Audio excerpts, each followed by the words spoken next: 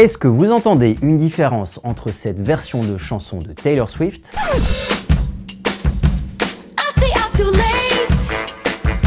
et celle-ci?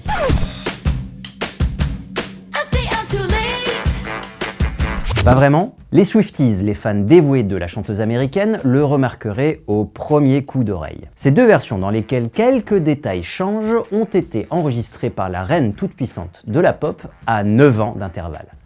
Pas par plaisir, mais parce qu'elle le peut, et même selon elle, parce qu'elle le devait. Dans ce nouvel épisode de Cache Music, on se demande si le fait que Taylor Swift réenregistre ses albums implique un changement brutal dans l'industrie musicale.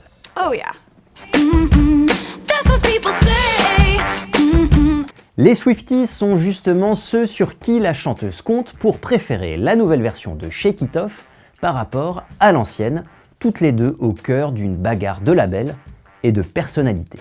On remonte la chronologie. En 2005, Taylor Swift, 16 ans, signe sur le label Big Machine Records. Jusqu'en 2018, elle y sort 6 albums qui se vendent à des millions d'exemplaires à travers le monde et qui font d'elle la superstar qu'elle est lorsque son contrat avec Big Machine prend fin et qu'elle signe avec Universal.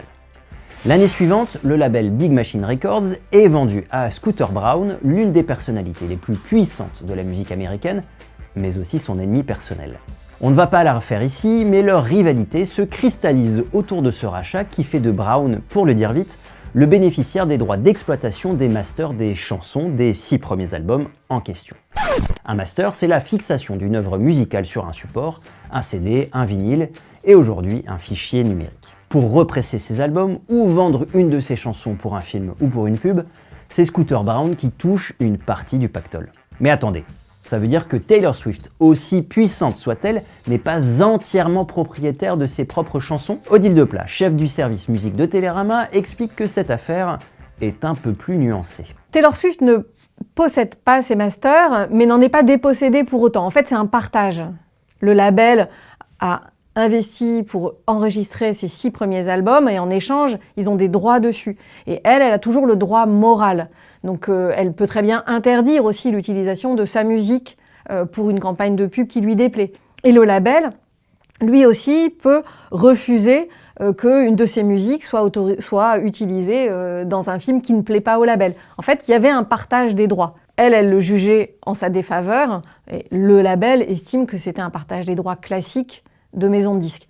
Et en fait, l'histoire Taylor Swift et son label, c'est une histoire plutôt très personnelle de revente à quelqu'un qu'elle n'aimait pas. Mais c'est pas forcément le reflet d'une situation dramatique pour tous les artistes. Et Taylor Swift continuait à toucher de l'argent, et continue aujourd'hui encore à toucher de l'argent sur ses premiers albums qui sont chez son ancien label. C'est juste qu'elle en touche plus avec les versions qu'elle a enregistrées, puisqu'elle est propriétaire de tout, mais elle les a enregistrées en étant célèbre, ce qui est quand même une grosse différence d'un point de vue risque financier. Avant de devenir l'artiste la plus influente de l'industrie musicale et du monde, Taylor Swift était une artiste presque comme les autres, soumise aux règles d'un contrat signé à 16 ans qui n'avait rien d'exceptionnel à l'époque et encore aujourd'hui. Céder l'exploitation de ses masters, c'est classique, c'est même la normalité. Il y a peu, je discutais avec un groupe de rock français en plein développement qui avait enregistré son premier album pour le compte d'un label. Manque de peau pour eux, le directeur de cette structure s'est retrouvé empêtré dans une affaire judiciaire empêchant la sortie de leur disque. Compte tenu des contrats, le groupe était dans l'impossibilité de le proposer ailleurs. 3 solutions s'offraient à lui. Attendre une hypothétique fin des démêlés judiciaires, tout réenregistrer avec ce que ça implique comme investissement financier pour un jeune groupe, se faire une raison et passer à autre chose en enregistrant de nouveaux morceaux. Le groupe a opté pour la 3e option, la plus douloureuse, mais la plus raisonnable. Pour Taylor Swift, on est moins dans le raisonnable. I've always wanted to own my own music. And if you probably don't know this, but most of your favorite artists do not own their work. There was something that happened years ago where I made it very clear that I wanted to be able to buy my music. That opportunity was not given to me. And it was sold to somebody else. And so I just figured I was the one who made this music first. I can just make it again. Yeah. So that's what we're doing. I have to say. So when something says in parentheses Taylor's version next to it, that means I own it, which is exciting. You brush past me in the hallway and you don't think. Les Taylor's Version sortent au fur et à mesure et la réception auprès des fans, qu'elle a incité à aller écouter ces versions, est évidemment positive. Personne n'avait jamais fait ce qu'a fait Taylor Swift, réenregistrer ses albums, c'est parce qu'en fait on était dans un monde physique.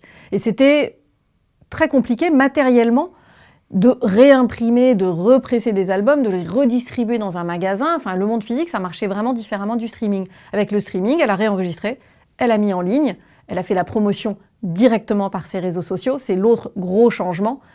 Elle a pu prévenir ses fans sans médias que tout était à nouveau à disposition. Et ces nouveaux albums, ces nouvelles versions, ces Taylor's Version, sont devenus les plus streamés. Donc, fureur de son ancien label qui a ses premiers albums et qui ne gagne plus d'argent avec ses premiers albums. Donc l'éditeur de Taylor Swift gère un catalogue. Si elle réenregistre ses propres versions, finalement, ça remet en avant ses propres musiques, ça génère de nouveaux droits. Côté éditeur, ils sont ravis. Côté producteur, c'est effectivement plus compliqué parce que le producteur a avancé l'argent pour les masters, ses 6 premiers albums. À l'époque, elle n'en avait pas, Taylor Swift. Donc il avance de l'argent et il va récupérer sa mise après via le streaming. Donc si Taylor Swift réenregistre, eh ben effectivement le label ne gagne plus autant d'argent et c'est l'artiste qui récupère l'argent du risque pris au début. Donc ça, il y a une relation de confiance qui peut être brisée. Ici, on est autant dans une guerre d'influence que dans une histoire personnelle et une histoire de gros sous. Ce storytelling s'inscrit aussi dans une industrie qui recommence à voir le cash couler à flot et où certains artistes se rêvent en businessman, prêts à contrôler au maximum toute la chaîne de la production de leur musique. C'est pas un méchant label et une gentille artiste ou une méchante artiste et un gentil label. Voilà, le label s'est assez mal comporté, mais la situation de Taylor Swift n'était pas aussi catastrophique qu'elle voulait bien le dire. C'est un cas assez isolé, mais néanmoins, ça fait réfléchir. Et c'est plutôt le signe d'un changement des rapports entre artistes et labels. C'est-à-dire que les artistes, effectivement, ont leurs réseaux sociaux, ont les moyens d'enregistrer plus facilement, et on voit une tendance chez les artistes à vouloir monter leur label, à être en distribution, à se dégager, en fait, des labels traditionnels. Certains ont les moyens. Quand on est débutant, on n'a pas forcément de quoi enregistrer son album, pas de quoi faire sa promotion. Donc c'est aussi intéressant d'avoir un label. Et puis il y a un risque aussi. C'est certes, l'artiste peut décider de produire son album, donc il touchera plus d'argent sur toutes les ventes, sur tout le streaming. C'est ça qui est en jeu en fait.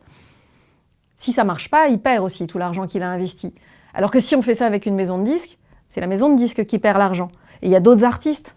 Donc c'est un peu comme une assurance, il y a une espèce de solidarité. Ceux qui marchent financent ceux qui ne marchent pas encore très bien, aident quand il y a un creux. Quand on est tout seul, c'est comme quand on est auto-entrepreneur, on assume seul ses risques. Pour une Taylor Swift, il y a évidemment des milliers d'autres artistes qui ne disposent pas de sa puissance inédite sur l'industrie musicale et qui sont bien obligés de jouer avec les règles du jeu, pas toujours en leur faveur. Ce sont justement ces règles sans cesse fluctuantes que l'on continue à explorer dans le prochain épisode de Cash Music.